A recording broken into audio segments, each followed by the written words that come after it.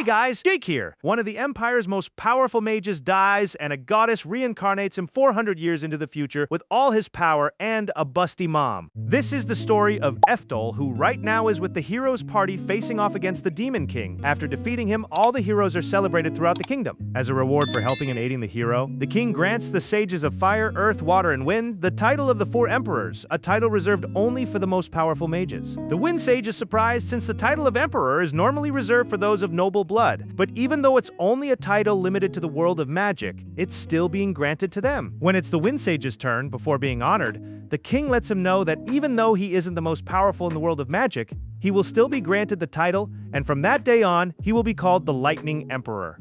He bursts into tears and thanks the king, while everyone present quickly begins praising him, thinks that his 40 years of magical study have finally been recognized. And in such a magnificent way, years go by. Now the Lightning Emperor, whose name is actually Eftel, is interrupted by his young disciple, who lets him know breakfast is ready.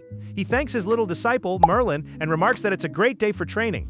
A while later, we see Eftel training both Merlin and several other children. He has them balance a stone on their heads while concentrating on maintaining their magic circle. Once they finish that, he orders them to cast a level 4 spell. Merlin asks him why he doesn't rest a little, but Eftel replies that it isn't necessary since he isn't tired. She simply watches him with a hint of worry, while Eftel, seeing her expression, recalls that after defeating the Demon King, he found a demon mother and her small baby, and thinks that even though she surely doesn't remember it, he killed many members of her clan, which makes him feel unworthy of the worried way she looks at him. He tells the children it's time to keep practicing the level 4 spell, though Merlin asks him to teach them the level 6 spell instead. Eftel asks her why she's in such a hurry, and she replies that she wants to give her best in order to prove she's the star pupil of the great master Eftel, the Lightning Emperor. Eftel lets her know that the most important thing is building a solid foundation, and Merlin understands, though she replies that she has to hurry. Eftel looks at her with some confusion, but she asks him to forget about it. A little later, we see her looking somewhat anxious at the edge of a forest. She works up some courage and heads inside, making her way deeper and deeper until she finally reaches a cave in the middle of the woods.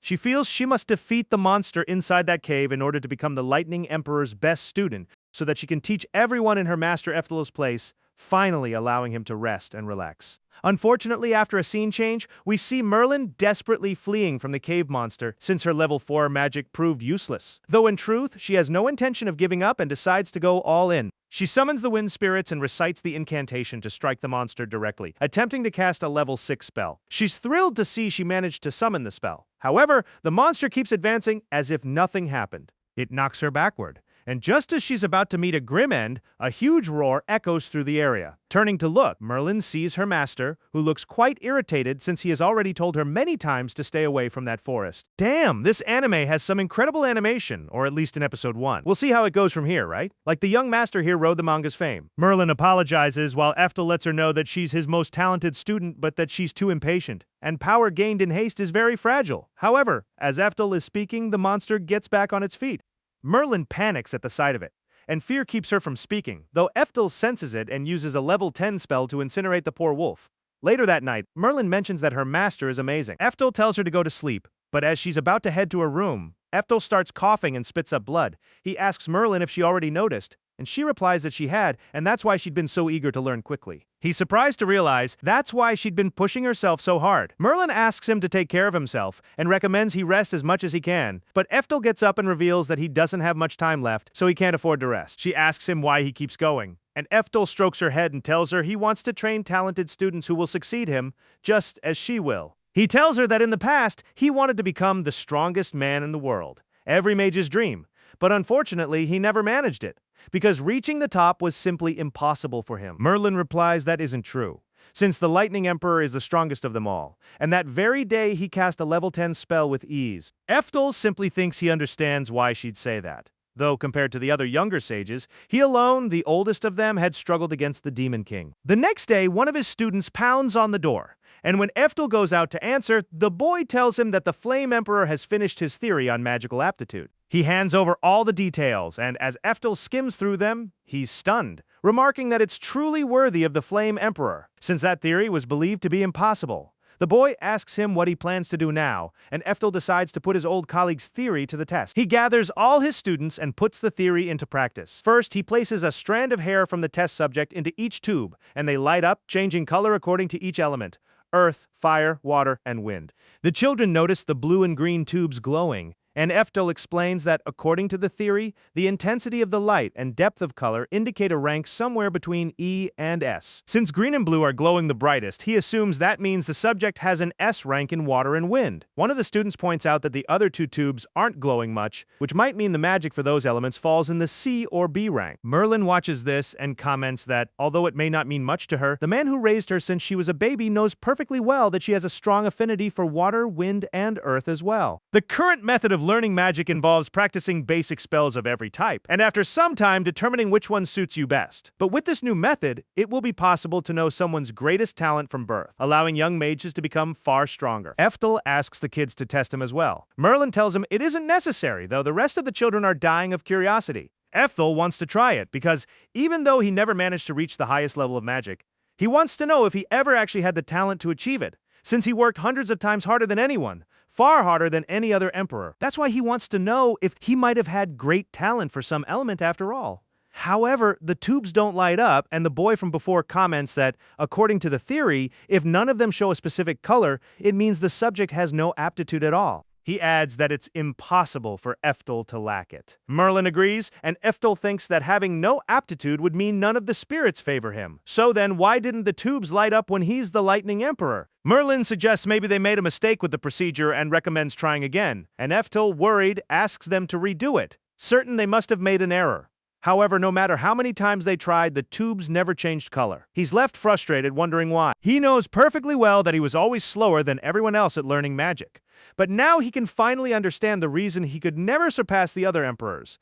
The only explanation is that he never had any aptitude for magic at all. His frustration begins to take its toll, and his illness flares up again. Time passes, and Eftel's condition worsens. Merlin tries to help him, but he asks her to wait outside. In his room, Eftel keeps thinking that he always believed he could reach the highest levels of magic, but he could never break through that wall called talent. With that result, his hopes died. He feels ashamed of being so pathetic. He thinks that if only he'd had a little more time, he might have changed something. But all his effort amounted to nothing, and sadly, Eftel ends up dying, frustrated. Suddenly something happens, and he awakens the ability of a second reincarnation. Now, in a strange white space, he recalls that 50 years had already passed, and that he'd forgotten he even had that ability. He mentions this to a mysterious figure he'd met in that space after having taken his own life in a different world. This figure, a strange, well-endowed goddess, welcomes him and lets him know that his unbreakable ability was what allowed him to push himself to his limit. He finally understands why he could never give up, and now she tells him that the time has come for his second reincarnation, and that he can once again gain extra starting abilities. She asks him what he thinks about doubling his growth rate, but he replies that it isn't necessary, since he still retains his magical knowledge and only needs more time to keep pushing himself and improving. She tells him that it's very much like him, that despite lacking magical aptitude, he still managed to become one of the 4 emperors. And that was thanks to his sheer force of will. She asks if he's ready, and he says yes, thanking her for this second chance at life. After a flash of light, Eftel wakes up in a small body. He sits up, startled, and his memories quickly come flooding back. Leaving the room, he goes to look at himself in the mirror and is immediately hugged by his mother, who also calls him Eftel. He realizes that thanks to his second reincarnation ability, he's now living his third life. By the time he turns 4, the memories of the old Eftel begin returning to him, and now in this third chance at life, he's determined to master magic. That morning, he remembers the method for testing magical aptitude. So without wasting any time, he runs off to try it. Unfortunately, just like in his previous life, the same thing happens, and while he's lost in thought in the garden, he spots an enormous black dragon flying overhead. Noticing its crimson eyes, he wonders if someone must have made it angry. And sure enough, the knights come charging in right behind it. Eftel instinctively starts running, but then remembers he's no longer at his peak. He's only 4 years old, so what could he possibly do? He regrets that if only he'd known this would happen, he would have reincarnated into a body capable of using magic. However, he remembers his own original spell, the one he created himself, level 10 Eftel. When he tries it, he manages to cast it, and a powerful magic circle appears before him, disintegrating the dragon in an instant and leaving Eftel completely stunned, as he realizes he was reborn into this world, able to use the magic from his past life at its very fullest. About 3 years pass after Eftel was reincarnated into that body, retaining his past life consciousness, and by this point he has discovered that he's in the same world he lived in before, just 400 years later. The next day, a blonde man arrives at the house who turns out to be Eftel's older brother named Frazier. He then walks over to his little brother and is surprised to see him studying some rather interesting and quite complicated books. All at such a young age, seeing that his little brother is interested in magic books, he lets him know that he'll bring some as a gift next time he visits. Eftel gets excited, and their mother remarks that he's just like his father. Curious, Eftel asks his brother when he'll get to meet their father. Frazier apologizes, though, since their father is very busy and finds it hard to make time. Eftel feels a pang of sadness, since he doesn't know his father, but he knows the man is a very important figure in the world of magic in the Blue Kingdom. The Duke Orcod, who happens to be a descendant of Eftel's past self, that is, the Lightning Emperor. So he's quite curious to find out what he's like. However, since his mother has no magical aptitude, she's looked down on by his father's wife and the rest of the concubines, though honestly, that's just jealousy talking, since Eftel's mother is a real beauty. Since it's a family of mages, and his father's wife despised them for lacking magical aptitude, she banished them to a remote area. He's essentially a bastard son. Frazier feels for him and mentions he'll talk to their father about it, while Eftel thinks about how his brother Frazier is actually the second son of the Duke Orcod's wife, who took pity on them and decided to look after them. Still, Eftel doesn't care about his circumstances as long as he can study magic. A little later, over tea, Frazier asks him what he plans to do in the future with everything he's studying, and an excited Eftel blurts out that he's a descendant of a legendary mage, and that, once he turns 15, he plans to go to the academy in the capital to study magic. His mother quickly covers his mouth since he's talking too much. Just like their mother, he also has no magical aptitude, something Frazier knows all too well, since his brother's lack of aptitude is common knowledge. Their mother mentions she'd been thinking of sending him to fencing school, and Frazier thinks it's a great idea. Eftel complains because he doesn't want to learn fencing, but Frazier lets him know that, believe it or not, he was the top of his class at military school and admits that he originally chose that academy because he wanted to rebel against his family of mages. But he feels it was the right call, since magic swordsmen are quite rare and the army treats them very well. Since he happens to have some free time that day, he asks Eftel if he'd like to give it a try. Their mother gets excited and pulls him into her chest, muffling his response, letting Frazier know she'd be more than happy for him to teach his little brother. Later on, Eftel is practicing swordsmanship and comes to understand why his older brother had been so insistent on teaching him general subjects and military science, since his brother's plan from the start had been to send him to military school. He figures his brother must be worried about his lack of magical aptitude, but that's not what he wants. So he musters up the courage to tell his brother that he actually wants to attend the Academy of Magic. His brother looks at him with sympathy and tells him that some people are good at certain things and bad at others. Eftel understands perfectly well that he has no magical aptitude, but he does have mana and can use magic. He wants to go no matter what, since after those 400 years, he might be able to find some clue that will help him push past his limits. Frazier finally agrees, but on one condition: he'll cast a spell, and if his little brother somehow manages to replicate it, he himself will recommend him to the Academy of Magic. Frazier figures that, although it's a bit harsh, he hopes this will help his little brother see reality and come to terms with it. He tells him to pay close attention, and Eftel is thrilled.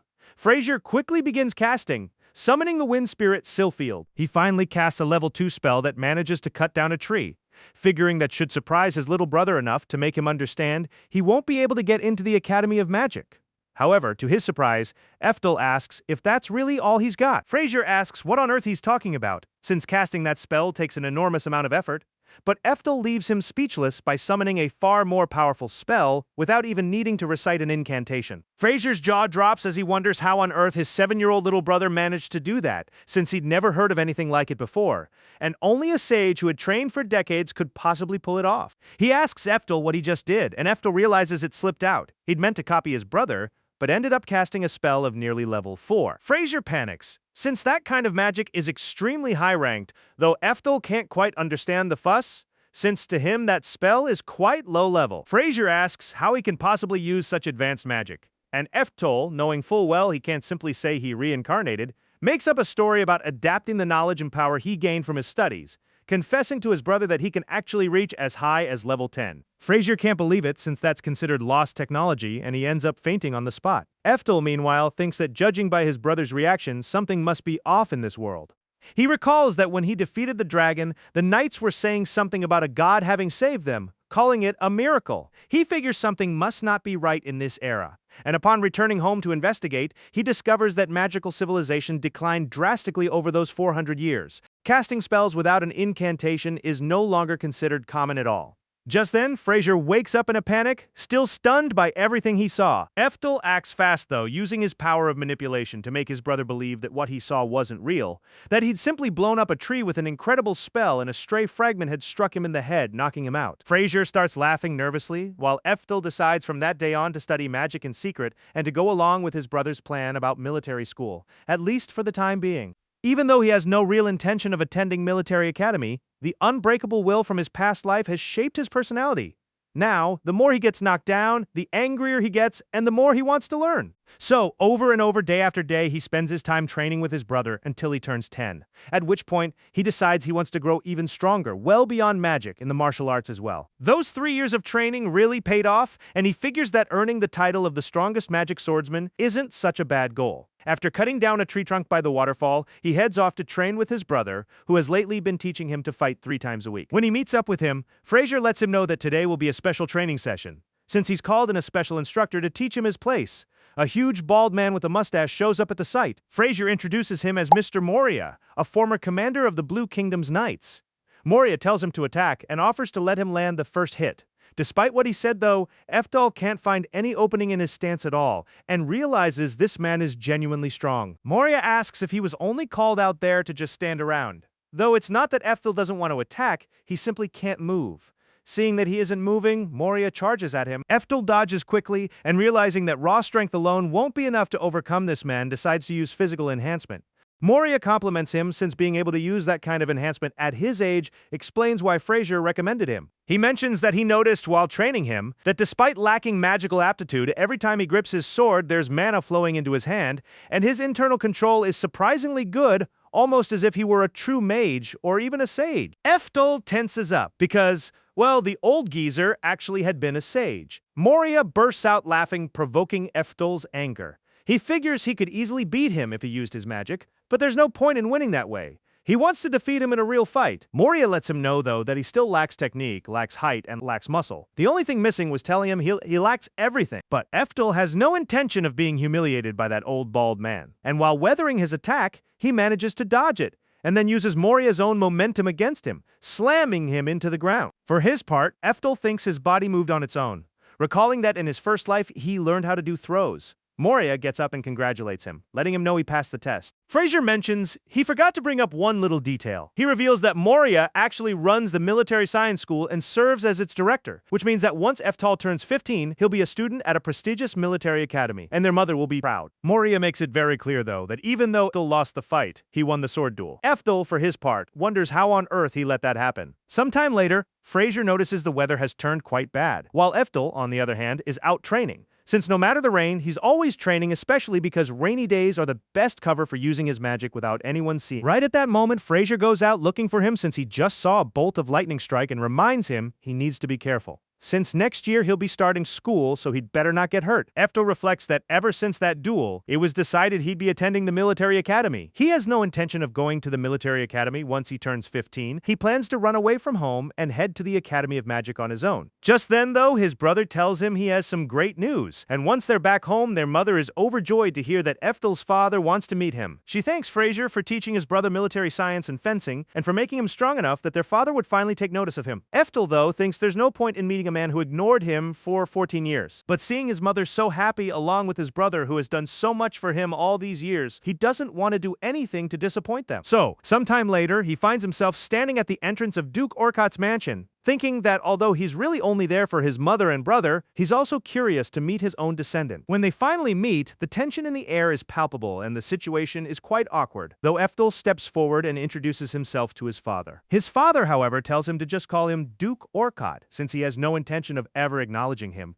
as he's brought nothing but shame to the family. Eftel can hardly believe he's being greeted this way after 14 years, but simply plays along and calls him Duke Orkot, who complains that he can't understand how, despite being a descendant of the Lightning Emperor, Eftel has no magical aptitude at all. He remarks that the Emperor must be turning in his grave, and Eftel thinks he actually agrees since he's just met his own descendant, and the man is a complete jerk. He's ready to leave, but then Duke Orkot mentions he's heard Eftel received a special invitation to the military school, calling it great news. Seeing him laugh, Eftel wonders if, even though the man won't acknowledge him as his son, he's still happy for him as a father. He thinks maybe the man isn't so bad after all. But no, in reality, this guy is a piece of work. And he goes on to say it's good news because now he won't have to pay for Eftel's food, since going by invitation means free room and board, and starting from third year he'll even receive a stipend.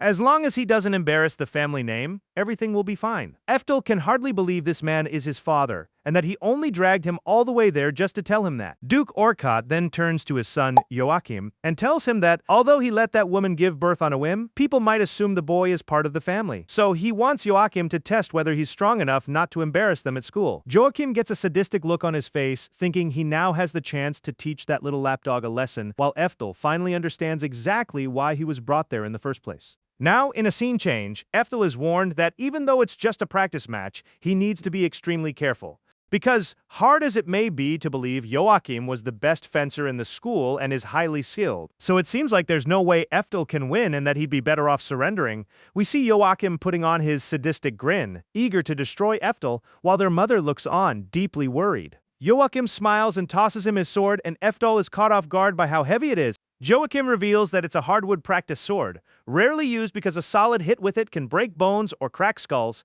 He asks if Eftel understands what that means.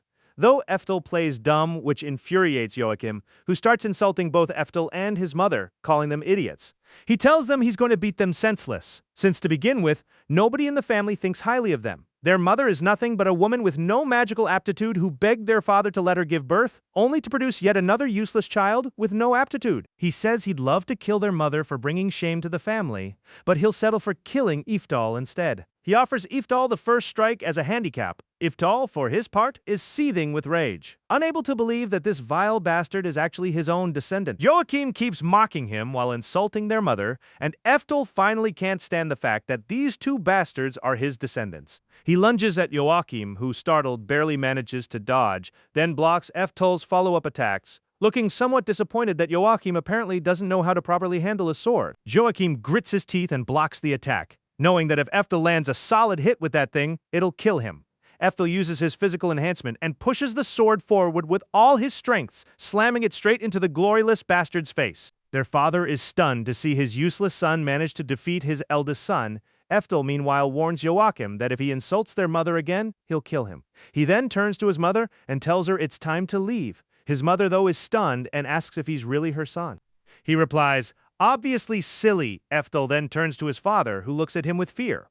Eftel simply thanks him for the invitation and takes his leave, while his father, scared out of his mind, wishes him good luck next year at the military school. Back home, while waiting for his mother to make dinner, Eftel figures there's a good chance some kind of retaliation is coming. But luckily, that doesn't happen. His mother makes his favorite meal, but just before he can take a bite, there's a knock at the door. When they go to see who it is, they're surprised to find Fraser and the bald man from before standing there. Oddly enough, Fraser is carrying a baby. The next day, Fraser meets with the knights, informing them that both the army and the Holy Knights have set out to face the neighboring country, which means the Royal Guard is now responsible for defending the capital in their absence. Moria asks Fraser if he's really sure they need to bring boys from the military school to help protect the city, and Fraser confirms it, since it seems the minister's faction is planning to assassinate the prince while their forces are away. Just then, a knight rushes in announcing that southern barbarians are attacking the capital, and chaos begins to spread through the city. Fraser orders the prince taken somewhere safe. At this point, we realize this was actually a flashback, and it's explained to Eftel and his mother that everything happened so suddenly that showing up there was the only thing Fraser could think to do. Eftel recalls that the second son of the previous Blue Kingdom's king was more talented than the eldest, so he became king, while his brother became the royal minister. But since the second son had no male heirs, it was assumed that the eldest brother's son would become heir to the throne. However, the current king ended up having a son of his own, and now the minister's faction wants him dead. The odd thing is how the barbarians managed to get into the capital in the first place, given that the defenses were supposed to have been reinforced. Fraser tells Eftel that it seems their father is involved in all of it, since a change in succession would benefit him the most in terms of status and power. Returning to the capital isn't currently an option, so to keep the prince safe, they need to get him to the army. The next day, Fraser and Moria prepare to set out, and Eftel asks to come along. Moria is thrilled, figuring he'll be a great addition, while Eftel reflects that 400 years ago, the king provided them with supplies for the battle against the Demon King, and for that reason he feels a duty to protect this country. The group sets off, and a while later in the forest, Fraser mentions they'll first pass through Neil Forest, then cross the Moralis Plains before finally reaching the border. Eftel senses something is very wrong though, since it's far too quiet and there isn't a single animal in sight. Suddenly they hear a loud crash, so they decide to run as fast as they can, since standing around would be foolish. After running for a while, the group finally spots the border, but they're shocked to find that someone is waiting for them there. Frazier is stunned to realize it's the Duke's personal division of mages. In other words, Eftal's wretched father's forces. The group tries to turn back, but unfortunately the path behind them is already engulfed in flames. They wonder if there's any way to get the prince to safety, since in this situation they're completely trapped. Frazier figures the only option is to try to convince their father to call off this madness. Moria tells him that won't get them anywhere. Frazier insists, though, that he believes their father isn't such a bad person deep down, though it's clear he isn't entirely convinced of that himself. After a moment, Frazier steps forward to face his father and asks him to resolve everything through dialogue. Joachim asks their father what he wants done with Frazier, and their father replies that since his son wants to talk in person, he'll go meet him himself. Facing his father, Frazier feels a surge of hope. If his father came out to meet him, it must mean he's willing to talk things through. Unfortunately, the bastard walks up and tells him that yes, he's willing to talk, but only to get his troublesome son out of the way, electrocuting him with a powerful magical device. Once Frazier is knocked out, he orders the rest of the mages to reduce his body to ashes. Moria panics, recognizing the spell as the one named after one of the 4 emperors. Level 6, Eftal, alarmed, tries to protect his brother, but Moria holds him back since it's already too late, and tragically, Frazier takes the spell head-on. After the flash of light, the entire area is engulfed in flames, and Eftal is overcome with fury, since his brother was only trying to protect a baby, and he remembers how Frazier had always stood by his side, looking after him. Enraged, he swears he'll make them pay, while Moria notices something has changed in him. Eftal tells them he's about to show them what real magic looks like, and as he steps forward, he activates level 9, Custody, freezing the entire forest and everything in front of him. Everyone present panics, especially his father, who can't believe what he's seeing. Eftal thinks to himself that no one in this world has ever heard of anyone capable of casting a spell like that on their own. And even though water magic isn't his specialty, none of them can even begin to stop it. He's furious, since he'd assumed his father had actually taught his sons how to use magic and fight properly. His father is shocked to realize it's Eftal and quickly orders all the mages to eliminate the enemy. Without hesitation, they unleash a barrage of fire arrows. Joachim smiles, thinking they've finally taken out that bastard, as does the Duke, while Moria panics. But, as expected, none of them are any match for Eftal. All the mages panic upon seeing that he's not only still alive, but completely unharmed. Eftal tells them that something called a continuous defense barrier exists, and that if they've never heard of it, it's simply because they're too ignorant. The Duke orders his magic division to hit Eftal with their strongest attack. Level 6, Eftal, Concentrated Explosion. Eftal, however, is outraged that they'd use his own name for something like that, and easily shields himself with his magic. He tells them they're pathetically weak, then advances, wiping out what little remains of them, thinking to himself how grateful he is that his brother bothered to train him in swordsmanship, since he genuinely loves using a blade. He takes the opportunity to practice imbuing his sword with magic, activating level 2, Riot Bomb. One of the mages tries to strike him while casting, but Eftal sends him flying. The entire division starts running for their lives. Eftal has no intention of showing them mercy, though he does want to give them one last demonstration of what real power looks like before they die. The entire sky clouds over, and Eftal tells them that isn't the weather, that's his power. Since his magic is nothing like the garbage they use, what he commands is lightning itself. He wipes out every last one of them with level 10, Eftal, sparing only Joachim and his father since he has something special reserved for them. Joachim, terrified, tells him he won't get away with this, but Eftal knocks him out cold. His father holds his ground, though still with an arrogant edge, demanding how Eftal dares do this.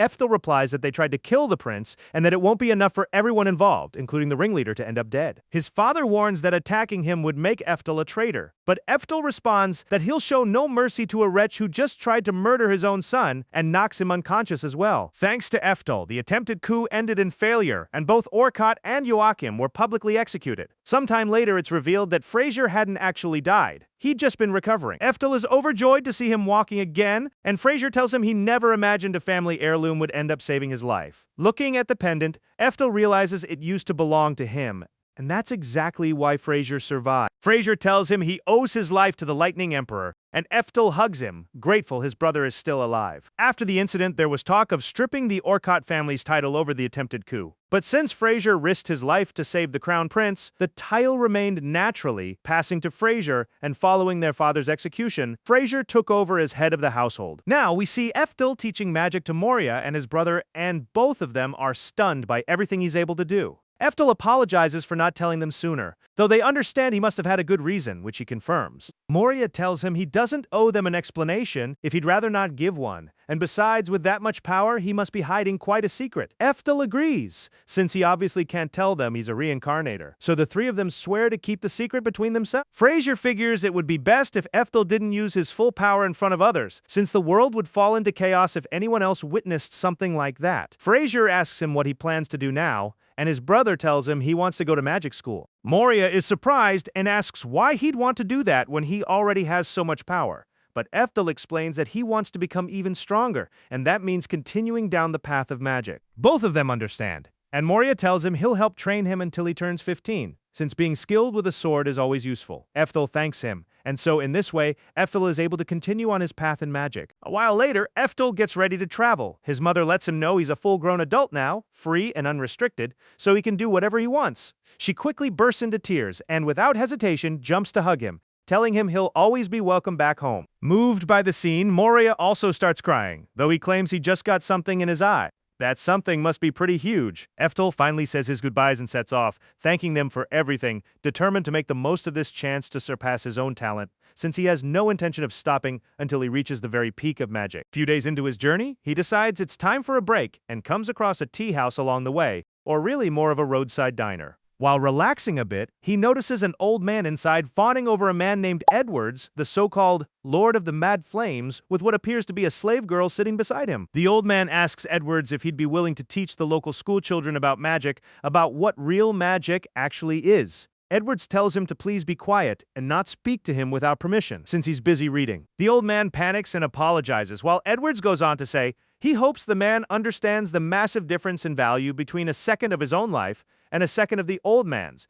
given that at just 20 years old, he's already reached rank A in the Adventurers Guild. Eftel figures the guy is just an egomaniac, though. Hearing his rank does pique his interest. Edwards keeps humiliating the old man, pointing out that at 50 years old, he's barely reached rank C, making him little more than someone fit only to teach kids basic magic out in the middle of nowhere. The old man apologizes and mentions that he's prepared a welcome banquet for that evening. But before he can finish talking, Edwards orders him to shut up already, since that night, he's planning to spend some very special time with his beloved demon girl, showing off the mark on her body. He lets the old man know that her slave mark will fully set into her body that very night. The old man understands that if Edwards fills her with his vital essence too soon, it could ruin the spell. Edwards seems thoroughly delighted, anticipating the night ahead. Eftel, for his part, feels disgusted, thinking that Merlin might have ended up the same way if he hadn't taken her in. Just then, though, everything is interrupted when a villager comes running in a panic, shouting that a giant orc is approaching. Eftel goes out to investigate and spots the giant creature eating vegetables straight off a cart. The townspeople panic since no local adventurer stands a chance against a giant orc. The old man reassures everyone not to worry, since they have the amazing Edwards, the Mad Flame, a rank A adventurer, right there with them. Edwards looks quite confident since a giant orc is only a rank B beast,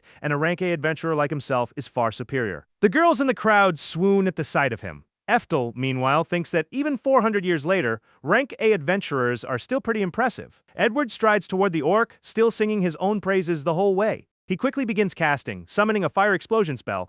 The attack hits the orc, and the crowd cheers, while Edwards remains confident, sure he's just used his most powerful spell. But once the smoke clears, the orc is completely unfazed. Well, not entirely unfazed, now it's furious. Edwards panics, since it should be impossible for that monster to have withstood his strongest attack. Looking more closely at the creature, though, he realizes it isn't a simple giant orc at all. It's the most dangerous type of orc there is, a rampaging orc. Realizing he stands no chance of winning, he quickly decides to run for his life, casting wind magic to create a barrier that traps the townspeople in with the orc, buying himself enough time to escape. The people demand to know what on earth he's doing, and he answers shamelessly that they're his bait, since someone of noble birth like him simply can't afford to die in a place like that. The crowd panics and tries to flee. The orc, meanwhile, gets ready for its next course. It already had vegetables, now it's time for meat. Luckily, Eftel happens to be there and uses a level 6 spell to dispel the barrier. The old man is stunned to see the boy cast magic without an incantation, while Eftel grumbles about not wanting to draw attention to himself. The orc starts advancing toward him. He comes up with a clever idea. He'll make it look like he's only using a level 3 spell. when in reality he'll cast a level 9-1. That way, everyone will think he defeated the monster with something far weaker. Even so, the villagers are stunned, and best of all, the spell wipes out the monster completely. Everyone cheers, while Edwards panics. He can't understand how that brat's spell could possibly have worked. And the old man explains that unlike Edwards' own spell, the boy properly reforged and refined his magic, giving his cast the strength of a level 5 spell. Still, the boy looks like he's only 14 or 15, which makes it hard to understand how he could have pulled that off. Ethel understands exactly why, recalling that refining and reinforcing one's magic is the most basic process there is, and he can't believe that man never even bothered to try it. Without wasting time, people start crowding around Ethel, who tries to tell everyone it was just luck. In reality, though, most of the crowd is actually gathering around the orc, drawn in by its delicious smell, wondering if it might be edible. Ethel figures that to ordinary people it probably just looked like a normal level 3 spell, and he uses the distraction to slip away. Before leaving though, he walks over to Edwards and tells him to show more respect to his elders, since that old man understands the art of magic far better than he does. And besides, what Edwards did back there was attempted murder, only prevented from becoming an actual murder because Ethel stepped in. Still, it remains a crime, and a criminal has no right to own slaves, so he orders Edwards to free the girl and hand her over to the authorities. The girl is stunned, while Edwards is left in shock, realizing he won't get to do what he'd planned after all. With that said, Ethel walks away, while the girl is left utterly smitten. After a while, it becomes clear the girl has attached herself to Ethel like a tick, refusing to leave his side. He asks her how long she plans to keep following him, and she, looking a bit embarrassed, steps out from where she'd been hiding and tells him she wants his help. Ethel asks what kind of help she needs, and she tells him she wants him to become her master. Ethel, flustered, doesn't quite know how to respond. The girl explains that if things keep going the way they are, she'll be arrested as a runaway slave. Ethel understands, since a slave mark doesn't come off easily, even without an owner, and a slave without a master is left free for anyone to claim. If someone else, some other degenerate, ends up claiming her instead of Ethel, her fate could turn out far worse. The girl tells him he seems like a good person and that she has no doubt he's 1,000 times better than that other man. Ethel grants her that point, though. Out of curiosity, he asks how a demon ended up enslaved in the first place. The girl explains that her clan has historically been enslaved by humans ever since they lost a war against the human nations long ago. Ethel understands, knowing that once someone becomes a slave, it takes an enormous amount of paperwork to actually be freed. And as cruel as it sounds, that's just how the world works. The girl reveals that, hard as it may be to believe, she's actually descended from demon royalty. In fact, she turns out to be a distant relative of Merlin, the headmistress of Altina, the prestigious Academy of Magic.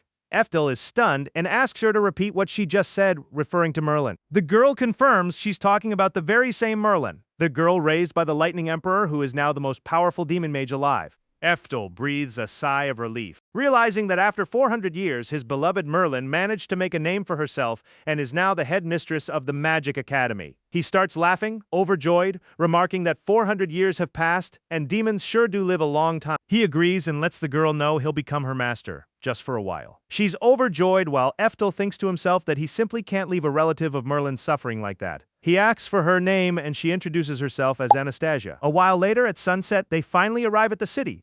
Anastasia asks what they're doing there, and he explains that his entrance exam for the academy will take place there the next day. The girl is surprised he still wants to enroll when he's already so powerful. Before Ethel can go off looking for an inn though, the girl's stomach growls loudly, so they head to a restaurant first. The thing is, Ethel doesn't want to skimp on expenses, so they end up at a rather upscale restaurant, since, in his words, you need to eat plenty of meat before an important day. The butler greets them, though he eyes them with a bit of skepticism. He eventually leads them to their table, but everyone starts staring at Anastasia as though she's nothing more than a filthy slave. Once seated, Ethel wonders where Anastasia went, and looking beside him, notices she's sitting on the floor like a dog. He tells her to sit at the table already. Anastasia, surprised, asks if someone like her really deserves to sit at a table meant for humans. And whether he's sure about that, he confirms it. She lets him know, though, that slaves are supposed to kneel beside their master so they can respond immediately to their needs. Ethel tells her he doesn't care what she's supposed to do, and asks her to just sit down already. Anastasia doesn't feel worthy of doing so, and Ethel wonders if she's simply grown too used to being a slave. So if that's the case, he gives it to her as a direct order. The moment he does, though, one of the waiters approaches the table and informs them that the restaurant strictly prohibits slaves from sitting, and that as a luxury establishment, they only serve upper-class clientele. So he asks Ethel whether he actually has enough money to pay for the meal. since it seems one of the staff made a mistake, as this isn't the kind of place just anyone can afford. Anastasia suggests they could just eat at a street stall outside, but Eftel tells her not to worry and shows the waiter 3 gemstones, asking if that's not enough, then pulls out a few more, just in case. The waiter is stunned, since those are dragon tears, and a single one that size is worth 500 gold coins. He immediately drops to his knees, apologizing profusely. Eftel tells him to keep the change, but that he wants all the meat they can possibly bring. The waiter's whole attitude flips instantly, and he orders the entire staff to bring the young lord and his lady friend all the food they could want and to move them straight to the VIP room. As they're led away, Ifthibel reflects that he really was given quite a bit of money for the trip, even though that money technically used to belong to his father. Once in the VIP room, faced with a massive banquet, Ifthibel notices Anastasia still looks a bit nervous. He tells her to eat, but she says it's the first time anyone has ever treated her this way, and she isn't sure a slave like her deserves to eat all of it. Eftel tells her they're going to be spending a lot of time together, so she can take that as his way of saying he's glad to have her around. He tells her to eat before it gets cold. Or does she just not like him? She assures him that isn't it at all. Eftel mentions that it's also possible he might end up treating her badly without even realizing it, and asks that if that ever happens, she let him know by showing some anger. She doesn't know what that means. Eftel realizes then that she spent so long as a slave that she forgot what it even feels like to be angry. So he explains that whenever something bothers her, it's okay to say so, she doesn't have to keep it bottled up. The two of them start practicing how to show anger though. To be honest, Anastasia isn't very good at it. The next day, the two of them arrive at the Krone Academy of Magic, where Eftel heads to registration. Before he goes, Anastasia thanks him for the clothes he bought her, and also notices just how many people are there.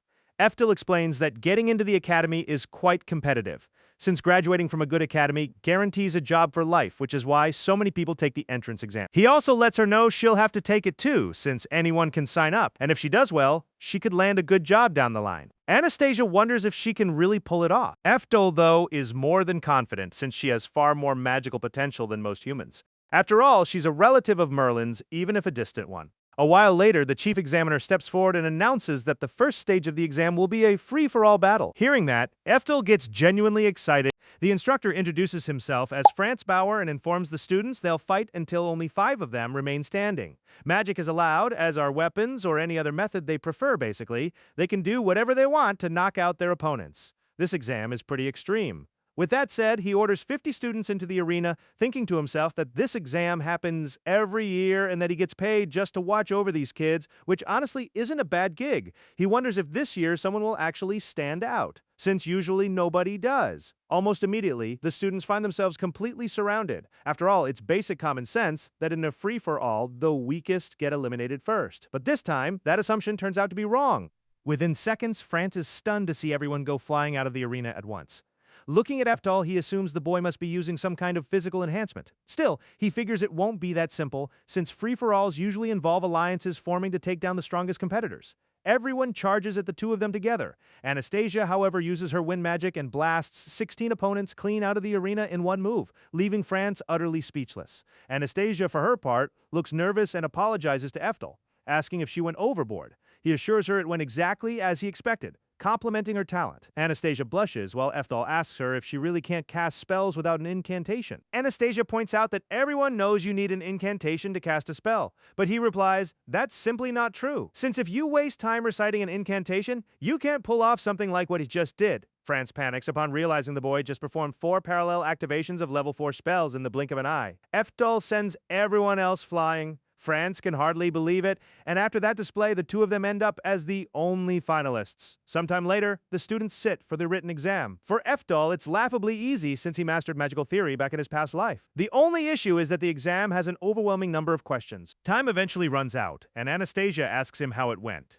Eftel tells her there were way too many questions, but luckily he managed to answer all of them. Anastasia is surprised and asks if he really answered every single one. Eftel asks if he wasn't supposed to answer everything, and Anastasia tells him he's mistaken. Students were only meant to answer the questions related to their own specialty. A little later, the headmaster lets out a shout of disbelief upon realizing that one student scored 958 points, something that had never happened before in the academy's history. People start speculating that he must have cheated, and a small bald student mentions that the student's name is Eftel, sharing his name with the famous Lightning Emperor. The headmaster remarks that the boy's parents were awfully bold to give him an emperor's name, and that for anyone walking the path of magic, that borders on blasphemy. He asks the staff if they're certain the boy didn't cheat, and just then France walks in, announcing that during the first test, he personally witnessed with his own eyes what the boy could do. The headmaster lets out another shout, since most people who make it into university can't even cast a level 4 spell, let alone perform parallel activations.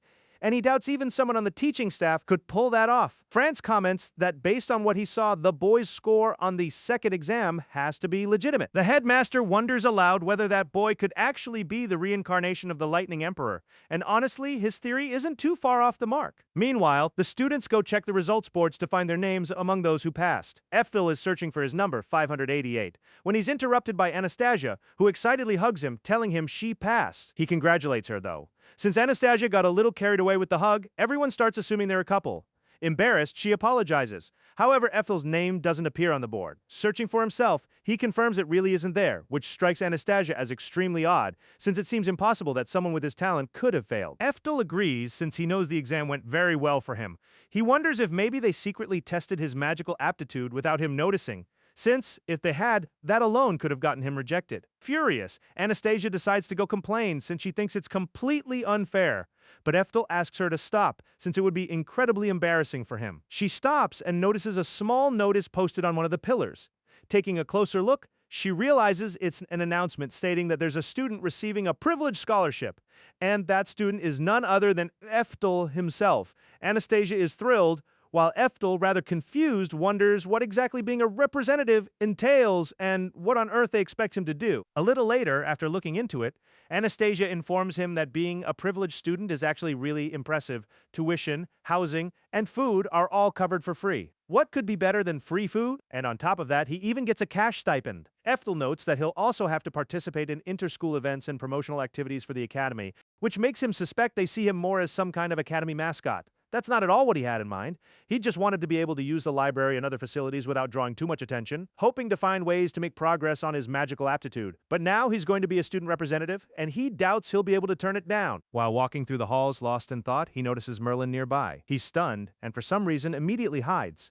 He gets a bit nervous, but he's sure that's his little Merlin, who, well, isn't so little anymore, not even close, honestly. He wonders what she's doing there, since even though he's young again now, he still looks exactly the same as before. And if Merlin were to see him, she could recognize him instantly. Worse still, if anyone discovers he's a reincarnator, everything could get seriously complicated. So without wasting any time, he asks Anastasia to give him another tour of the academy. As he walks away, Merlin suddenly gets a strange feeling and turns around, calling out for her master. She knows it's impossible for her master to actually be there, but out of the corner of her eye, she catches a glimpse of Eftel and goes after him. She wonders who on earth that boy is and without hesitation steps into his path, asking him point blank if he has any connection to the Lightning Emperor. Since Eftel doesn't want to cause a scene or risk being expelled from the academy, he tells Anastasia he's hungry and the two of them dash off to eat. While they're eating, Eftel asks if she really didn't recognize him. She admits, sadly, that she didn't. And the truth is, she never actually knew him personally, since Merlin was the daughter of the Demon King, but the previous Demon King belonged to her clan 10 generations back. Eftel realizes there's a huge gap between them and that they're only related by pure coincidence, which also explains why she doesn't resemble Merlin all that much. He wonders why she's even at this school, given that she's supposedly the headmistress of the Altina Academy of Magic. A little later, everyone is brought to the great auditorium where the headmaster of Krone Academy welcomes them. He takes the opportunity to introduce a special guest, none other than Merlin, headmistress of the Altina Academy of Magic. Once she's introduced, Eftel finally understands why she's there. She addresses the students and congratulates them on their admission. Eftel breathes a sigh of relief, figuring she only came to offer her congratulations and isn't actually going to be teaching there. Still, he senses he needs to do something soon before things spiral out of control. Right then, the headmaster of Krone Academy asks the new student representative to say a few words, addressing him by name Eftel Orcott. Hearing that name, Merlin whips around instantly. Eftel panics, realizing that now that she's heard his full name, her suspicions are likely far stronger, and he notices she's glaring at him with obvious irritation. A little later, several girls approach Eftel, who thinks to himself that the situation is only getting worse. They comment on how cute, handsome, and famous he is. Meanwhile, Anastasia is fuming, sitting alone at the table, hoping her master doesn't forget that she found him first. Just then, Merlin walks up to the table, dropping a stack of papers onto it while staring at him intently. The girls get nervous and quickly say their goodbyes. Everyone wonders what's going on, and Merlin, blunt and straight to the point, tells him she's heard quite a few things about him. Eftel realizes his little student has become quite direct, and Merlin, without any preamble, asks him if he's familiar with the concept of reincarnation. Eftel grows nervous and, As he watches her, he recalls that Merlin was always sharp as a tack. He plays dumb and tells her he has no idea what she's talking about. Merlin, however, lets him know she saw his exam, and that he answered it exactly the way one of the four emperors would have. Even though he'd apparently just signed up for fun. Most of the teaching staff confirmed everything on the exam was correct, but no one could understand his method for solving it. She asks if he knows why that is, but Eftel doesn't, so she tells him it's because his answers are based on magical theories from 400 years ago. She asks him to explain that, and Eftel realizes he's slipped up. Luckily though, Merlin mentions that he reminds her a lot of someone very important to her, and apologizes for getting a little worked up whenever the topic of her master comes up. She admits that talk of reincarnation might be a stretch, but she thinks he could have some kind of connection to one of the four emperors, specifically the Lightning Emperor, and that maybe that connection is why he didn't want to talk to her. That's the conclusion she's come to on her own. Eftel replies, "Well, you got me, I did reincarnate." Or at least that's what he imagines saying. Since he obviously can't actually admit that out loud, naturally, the situation only gets more complicated as the other students start whispering about demons, emperors, and all sorts of wild theories. Eftel grows frustrated since all he ever wanted was to study magic, but then a clever idea comes to him, and he leans in to whisper a little secret to Merlin. He tells her the Lightning Emperor once had a secret lover. Merlin is stunned, while Eftel figures that if she can't accept the plain truth, he might as well give her the story she seems to want so badly. He makes up a tale about being secretly in love with a woman and how they had a son together whose magical aptitude was incredible, which led the Lightning Emperor to teach the boy everything he knew. He claims the boy stayed hidden away in a small village, living like a hermit. Merlin cuts in saying, "Hey, stop it. That story's obviously made up." But Eftel flips the script by adding that the Lightning Emperor actually died in despair after discovering he had no magical aptitude at all. Merlin silences him, pulling him against her chest as she murmurs that this was kept secret to avoid tarnishing the reputation of the four emperors, and that he'd better not say something like that out loud in front of so many people. But the very fact that she's reacting this way means the story he told her must be true. Eftel then formally introduces himself as Eftel Orcat the 13th. Inwardly apologizing for the lie, he sees that Merlin seems to accept it, and she admits it, makes her a little sad that her master never told her something so important. She accepts it, but at the same time gets excited, since she wants to find out which of them is the true heir of the Lightning Emperor, revealing that her clan isn't the only one following the path Eftel laid out, nor the only one striving to become the strongest. She adds that she's not the only one who has kept practicing his magic all these years either. Eftel is stunned to realize Merlin has been training in his magic for 400 years since that day. She tells him she's aware that, as student representative, he'll be taking part in the afternoon battles, and lets him know that during the match, she wants to compare her magic against his. Eftel panics, since doing that would draw an enormous amount of attention. And although he knows he could refuse, the truth is he doesn't want to, since he's genuinely curious to see what his former student accomplished over those 400 years. This competition is an event designed to pit students against teachers, making the difference in power between the two groups crystal clear. It's a special magic battle held as part of the enrollment ceremony. Out on the battlefield, Eftel is eager to see just how much his former student has improved. And let me tell you, she's improved quite a bit. Maybe not so much in magic, but in other departments. Oh, absolutely. All the students are thrilled to see the great mage Merlin up close, and even the teachers and the headmaster seem excited about the upcoming battle. The girls are cheering for Eftel since he's quite the looker, while Anastasia, jealous, covers her ears so she doesn't have to listen to those scheming vipers. Eftel, meanwhile, thinks about how much his student has grown. He wonders what path his student ended up taking and suggests they start with a small skills test. Merlin agrees, and without hesitation, Eftel strikes first with a level 6 explosive spell, and without even reciting an incantation. Every student in the crowd is stunned, and even the headmaster can hardly believe it. Merlin, for her part, blocks the spell effortlessly with a perfect level 7 barrier. Eftel is thrilled to see how amazing his student has become, while Merlin admits she'd underestimated him, and that after witnessing this level of power and skill at his age, she probably should have believed that story from the start. Still, she has her pride, and she lets him know that even though he might be the 13th of his line, she remains the favorite student of the original Eftel. She strikes back with a level 7 explosive spell, though Eftel blocks it with the very same spell, still marveling at how impressive his student has become. Merlin tells him she's the best student Eftel ever had, and that she's going to prove it though. She gets irritated seeing that he's still smiling in the middle of the fight. She rises quickly and launches a level 6 chain spell, but Eftel blocks it easily once again and counters with Malevolent Frost, freezing Merlin's flame solid. As if that weren't enough, he follows up with another chain spell, launching a volley of ice missiles. Merlin is stunned to see he can also cast high-level chain spells.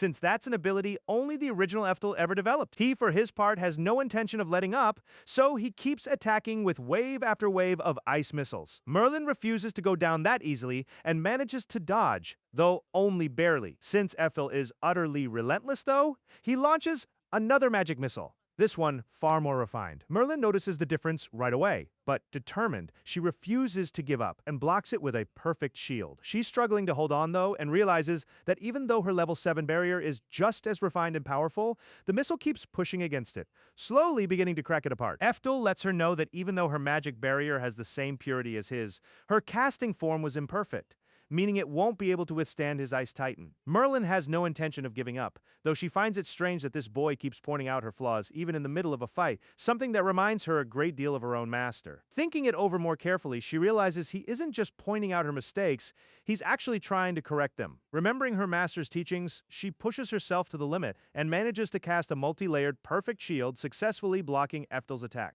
He's surprised to see his beloved student pull off a level 7 multicast spell, since doing something like that requires intense mental focus to build up mana, leaving the caster extremely drained and unable to look away from their opponent. He immediately strikes at Merlin again, but she catches him off guard by teleporting and attacking him point blank from behind. And Anastasia grows anxious, while everyone watching holds their breath, wondering if Merlin has just managed to defeat Eftel. But Merlin smiles, realizing she still can't beat Eftel. Not even with that move, he's already standing right behind her, letting her know he expected an attack from behind and had prepared a counter in advance. Merlin smiles and tells him he's using the very same techniques she's spent 400 years practicing, her master's own techniques, and that losing to someone using those techniques, someone who even shares his name, ought to feel a little frustrating. And yet he resembles her master so closely that all she can do is smile with nostalgia. Eftel asks her what she thinks about ending the duel with each of their most powerful secret spells, letting her know that if she manages to withstand his, he'll admit defeat. She asks if he'll let her try, and seeing that his student has no intention of backing down, he accepts the challenge. When Merlin unleashes her level 8 spell, Thor's hammer, Eftel looks a little disappointed and asks if that's really her secret technique. He dodges the attack easily and asks if that's all she's got, only to notice she's also casting a multi-spell with her left hand. He dodges that too, thinking he'd expect nothing less from his beloved student, though he figures it's time to start actually defending himself. Just then, Merlin raises her legs and begins casting with them as well. Eftel is stunned to realize she's casting a triple multi-spell, leaving him with no choice but to keep dodging. He's amazed she had a trick like that hidden up her sleeve, only to realize the situation is even worse than he thought, since it's actually a quadruple cast level 8 spell. He's genuinely in awe, since that really is a secret technique worthy of the name. Merlin then summons the Raidens, and Eftel simply laughs, thinking his student is truly incredible. He never saw anything this impressive, even back in his previous life, and without a doubt, she remains his favorite student. He recalls every moment they spent together and feels a deep sense of satisfaction, knowing his beloved student made the most of those 400 years. Still, that doesn't mean he can hold back. He decides to answer in kind with his own level 10 spell, Lightning Emperor. Merlin, for her part, tells herself to hold steady and unleashes her quadruple cast Thor's hammer. In response, casts his own level 10. The sky darkens completely, and Eftel's lightning surges forth, completely absorbing the powerful Thor's hammer. Merlin thinks something like that should be impossible. The only person capable of doing that is her master, and she recalls the time he saved her from that wolf using that very same spell.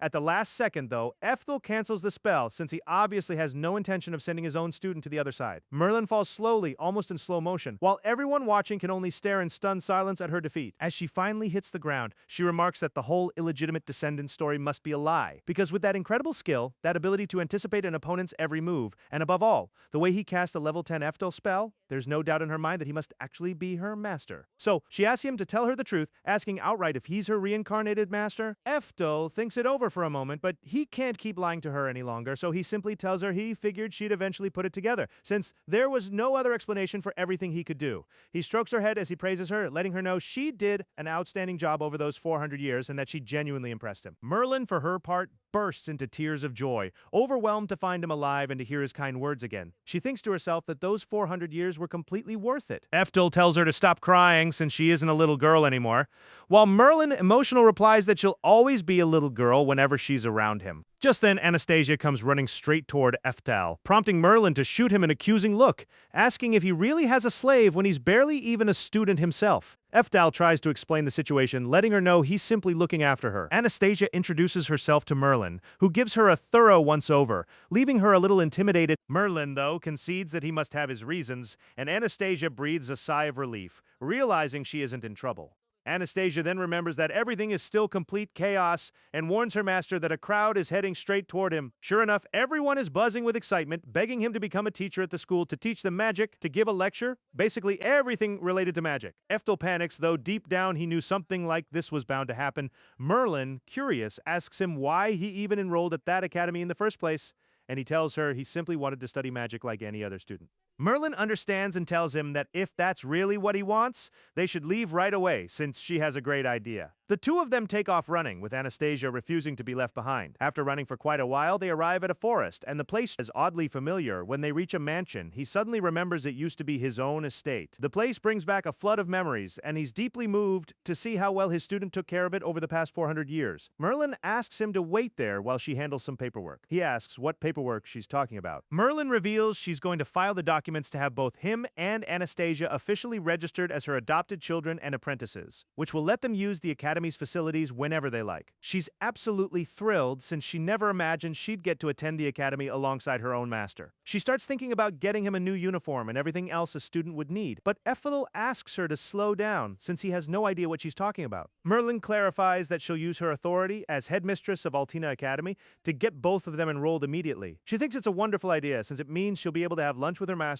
study alongside him, and do all sorts of things together. Eftel realizes this means he'll finally be free to focus without any worries on everything he wants to learn about magic, especially with Merlin as headmistress, since she already knows his secret. He tells her he'd be delighted to attend her academy and pulls her into a hug, resting his head against her, grateful for everything she's doing for him. Anastasia, meanwhile, watches the whole thing with a hint of jealousy. Eftel and Anastasia head toward the treasure chamber.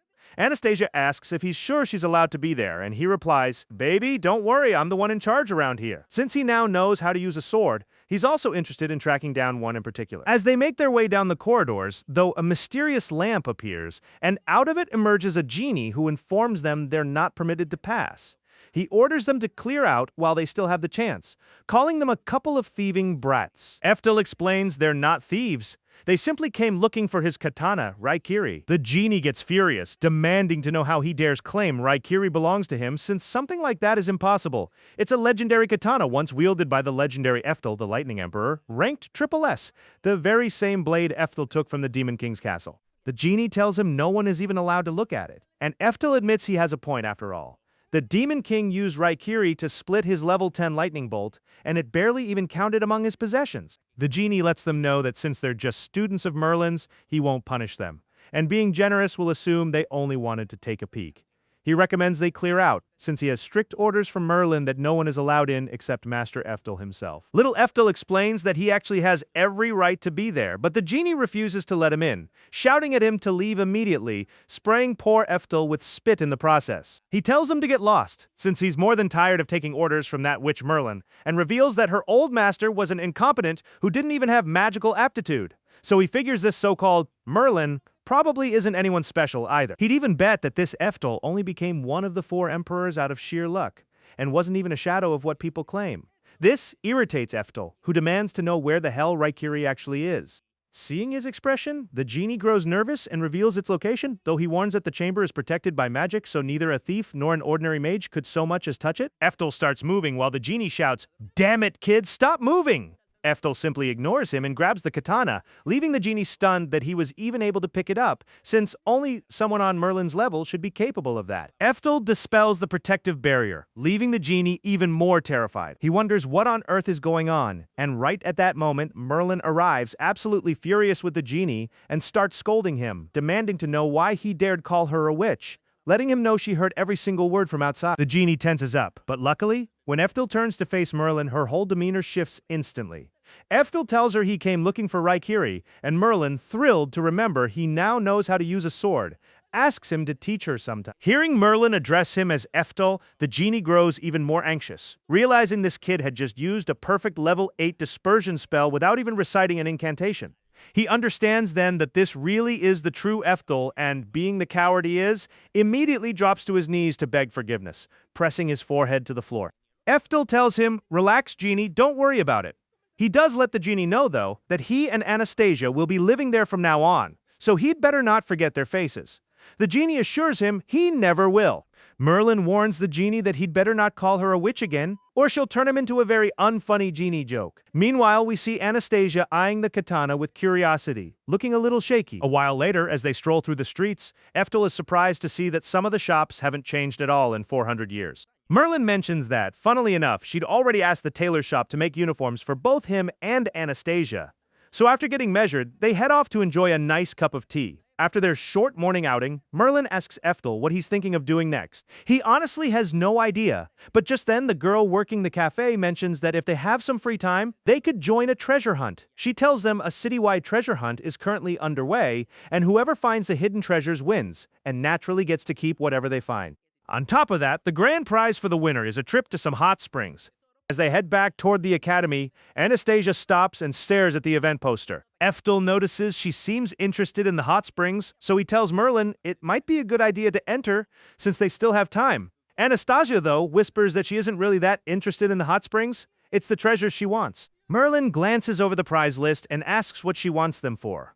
Anastasia grows a bit nervous and doesn't know how to answer, but Eftel steps in and says that if she doesn't want to explain, she doesn't have to. He takes a closer look at the poster and notices they're using camouflage magic to make the treasures harder to find. Anastasia suggests using a perfect dispersion spell to cancel the enchantments and find everything quickly, but Merlin explains that doing so could accidentally cancel other spells around the city that have nothing to do with the event, revealing that the city, despite appearances, is absolutely full of magic of every kind and that using a perfect dispersion spell would plunge the whole place into chaos. Eftel, ever the genius, points out that in that case, they could specifically cancel just the camouflage magic cast by the event's organizer. Without wasting much time, he activates a level 5 spell, Magic Suppression, and after that they easily start finding every treasure scattered throughout the city. Anastasia is absolutely delighted, her face practically glowing with a somewhat goofy happiness. By evening, the group manages to win the hunt, earning them tickets to the hot springs. As they head off, Anastasia thanks Eftel and confesses that one of the plush toys among the prizes reminded her a lot of him, which is why she wanted it.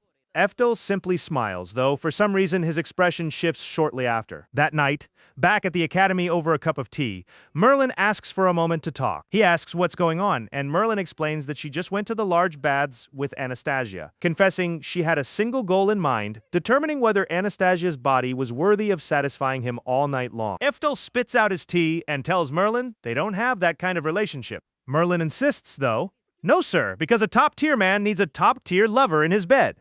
So, as his best student, she took it upon herself to thoroughly inspect Anastasia's body from head to toe to confirm whether she'd be up to the task. Eftel tells her to calm down and stop saying ridiculous things, since they don't have that kind of relationship at all. Merlin apologizes, and setting that topic aside, mentions that she noticed a slave mark on Anastasia, and asks how, knowing she carries that mark, Eftel can still let her stay by his side since he knows perfectly well it's like carrying around a live bomb, and she has no doubt he's fully aware of what that entails.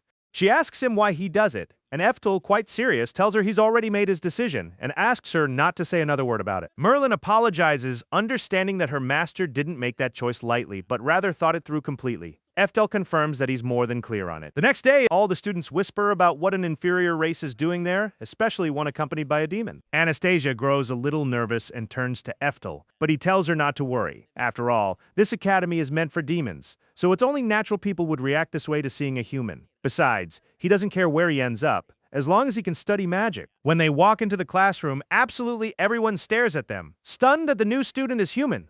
One of them comments that he stinks, but Eftel simply ignores it and asks Anastasia to go sit down with him. She, however, looks visibly annoyed. Eftel asks if something's wrong, and she reconsiders and tells him it's nothing. Just then, a student named Maria asks how he even got in. Her classmate, a fairly arrogant boy, chimes in, suggesting he must be some important human who bribed the school committee into rewriting the rules just so he could enroll. Eftel figures that's not too far from the truth, though. It's a bit awkward to hear out loud. The boy asks Eftel whether, after such a dishonest admission, he really thinks he can keep up with everyone else belonging to such an inferior race. Eftel simply replies that he'll do his best, but the boy warns him not to underestimate them, since passing the entrance exam for this school is extremely difficult, not something a rich human can just buy their way into. This academy is the elite of the elite, and only superior races like demons and elves are allowed to attend, so he can hardly believe they now have to share a classroom with an inferior race that can barely even use magic. Eftel simply ignores him and goes to sit down. That's when Maria approaches and apologizes for her classmate Abe's behavior, saying it was way too harsh and pretty vulgar. She lets him know that yes, humans genuinely aren't well regarded around there.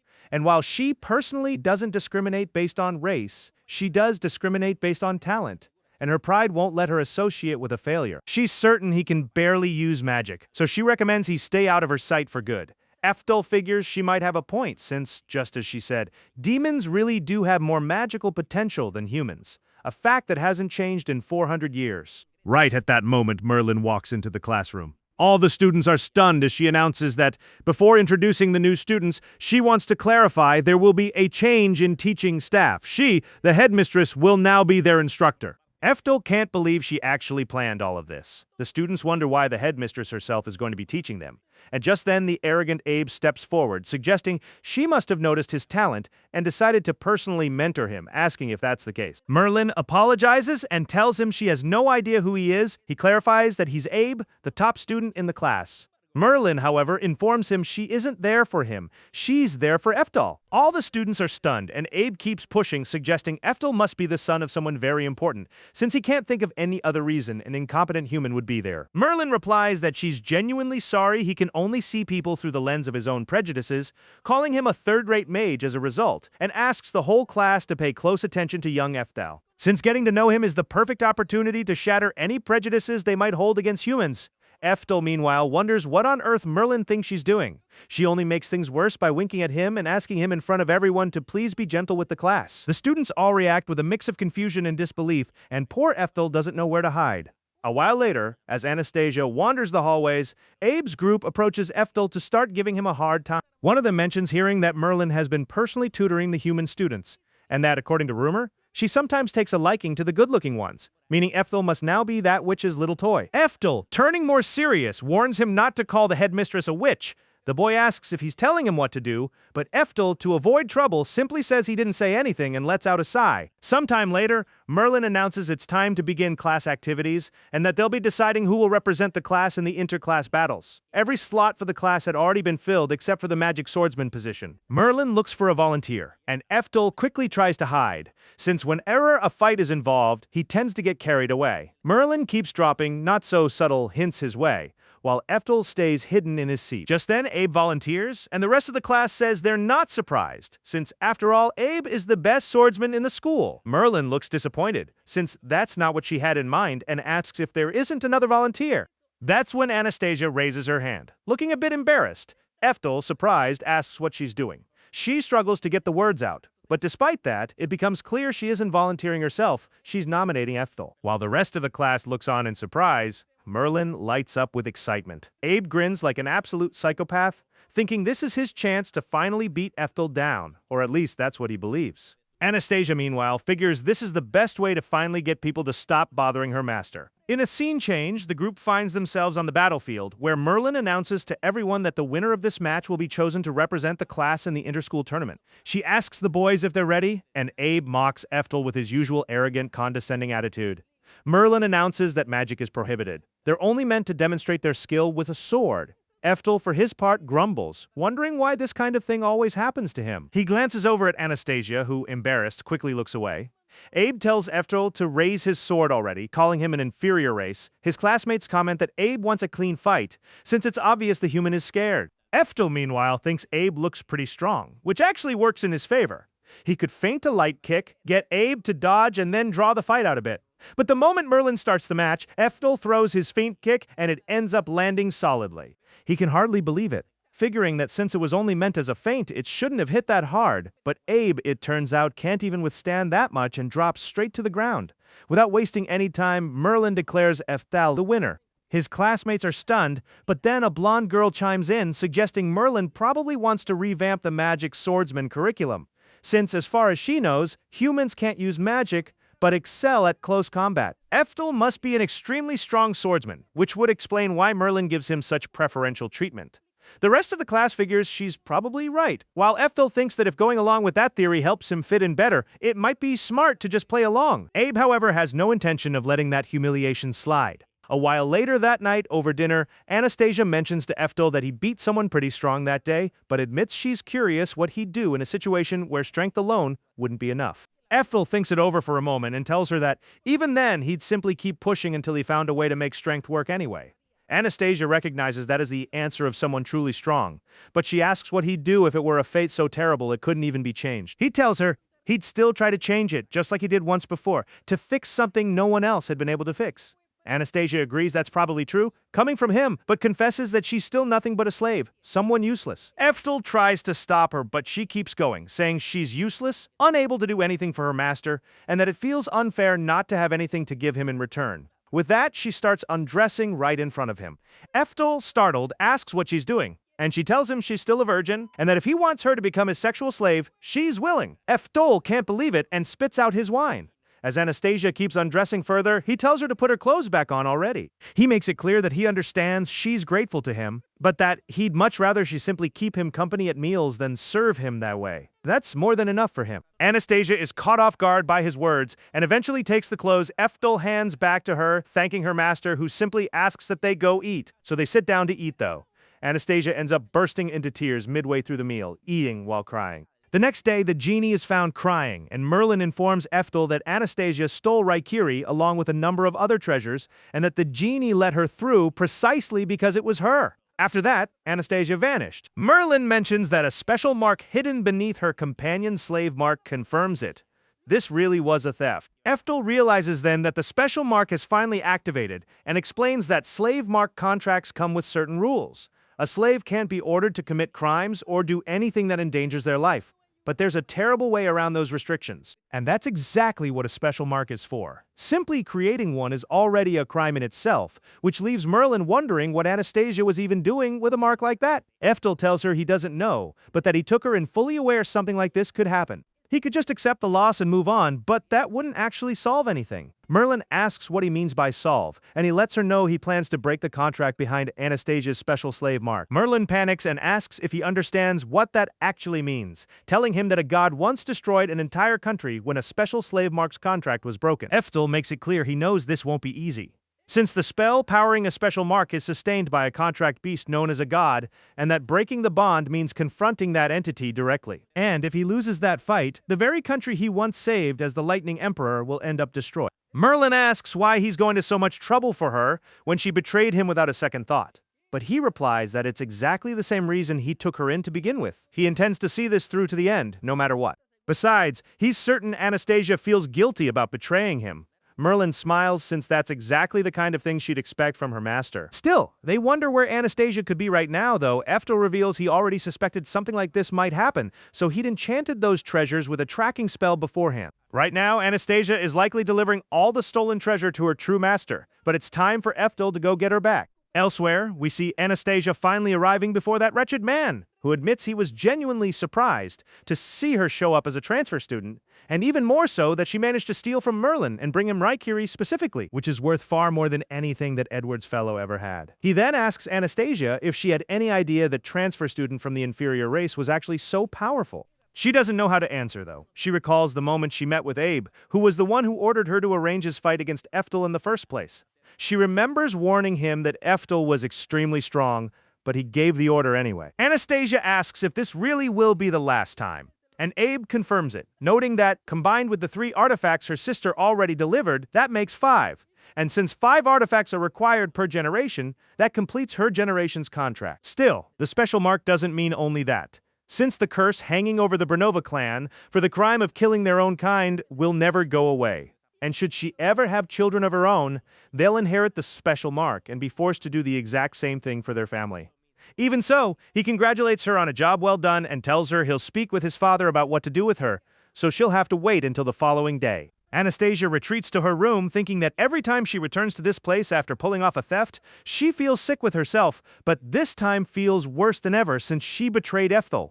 Still, she also feels a strange sense of relief knowing the contract is finally over. In that moment, she remembers her sister Tatiana, who used to beg her to leave that place for good, though Anastasia always ended up arguing with her instead. In one such memory, their father steps in, asking them to stop fighting. Tatiana had handed their father some money, though. Anastasia keeps pushing back at her sister, pointing out that she went 6 months without coming home and only brought back that much, while spending the rest of her time disappearing to enjoy herself. Their father asks Anastasia to stop, but Tatiana tells her that if it weren't for her, that money would be more than enough and suggests she'd be better off just leaving the village. Anastasia asks her why, if she hates her so much, she keeps coming back home at all, since she doesn't even work for the family and does nothing but complain before disappearing again. She tells her sister she's heartless, and that's exactly why she hates her. Hearing this, Tatiana just smiles, though clearly a bit hurt, and tells her to leave and never come back. Still, Anastasia wonders why, if her sister hates her so much, she'd wear an expression like that. Years passed this way, until one day several carriages arrived at the farm, and one of them dumped Tatiana's body onto the ground. Seeing this, Anastasia ran to her, desperately asking what happened, but her sister was already dead. Suddenly, her own hand began to glow. Abe ordered Anastasia's father to show proper respect, and without hesitation, he dropped to his knees before them and presented his second daughter, Anastasia, who stood there utterly confused, unable to understand what was happening. Her father simply told them Anastasia could serve in her sister's place. Abe's father then began the transfer ritual. Once there, Anastasia, horrified, asked what they were doing, and Abe's father told her to relax, since it would all be over soon. They revealed that this was a special slave mark, and that since her sister had made a mistake in fulfilling the contract, Anastasia would now become a slave of the Portes clan from that moment on. They explained that the contract was simple enough. 5 artifacts had to be delivered per generation, and once the task was complete, it would pass on to the next generation indefinitely. She was to infiltrate noble households as a slave and steal rare magical objects. And since her sister had already secured 3, it fell to Anastasia to obtain the remaining 2. She couldn't afford to be caught, though, or she'd be killed, just like her sister had been. The wretched Abe laughs like a madman, while Anastasia can hardly believe everything her sister had gone through, only to be killed anyway. With that, the transfer ritual begins, and Anastasia recalls that in that very moment, everything finally clicked into place. Her ancestors had once attacked the Portes clan, attempting to steal from them, even though they were fellow demons. Having been defeated after committing the crime of killing other demons, they were punished with a special slave mark to be carried forever. Her sister had already known all of this, which was why she'd chosen to give up everything,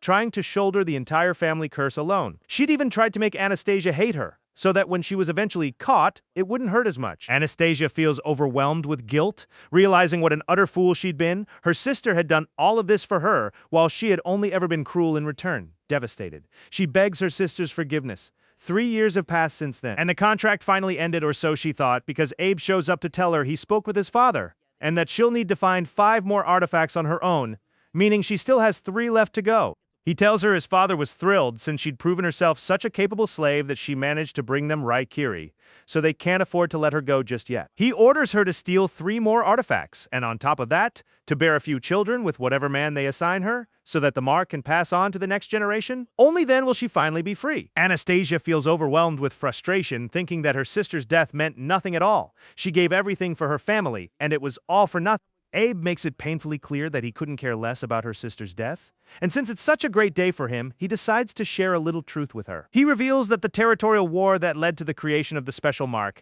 actually happened the exact opposite of how she'd always believed. It was Abe's ancestors who started that war, stealing the land and the title from Anastasia's ancestors, then framing them for killing demons and forcing them to bear the slave mark for all eternity. Anastasia is completely stunned by the revelation, realizing her sister's suffering was all rooted in a lie. The wretched Abe laughs at her reaction and keeps taunting her, revealing that her sister had worn that exact same expression when she found out the truth. Frustrated and utterly powerless to do anything, Anastasia simply walks away, while Abe gloats, remarking that as long as she carries that special slave mark, she'll be forced to return automatically to her master every 6 months, and no matter where she goes, she'll never truly be able to escape them. And that's it for today's episode. Comment the word sad to let me know you made it all the way to the end. Make sure to watch the full video because it really helps the channel grow. Give it a like, subscribe, and hit the notification bell so you don't miss any new videos. See you next time. Bye-bye!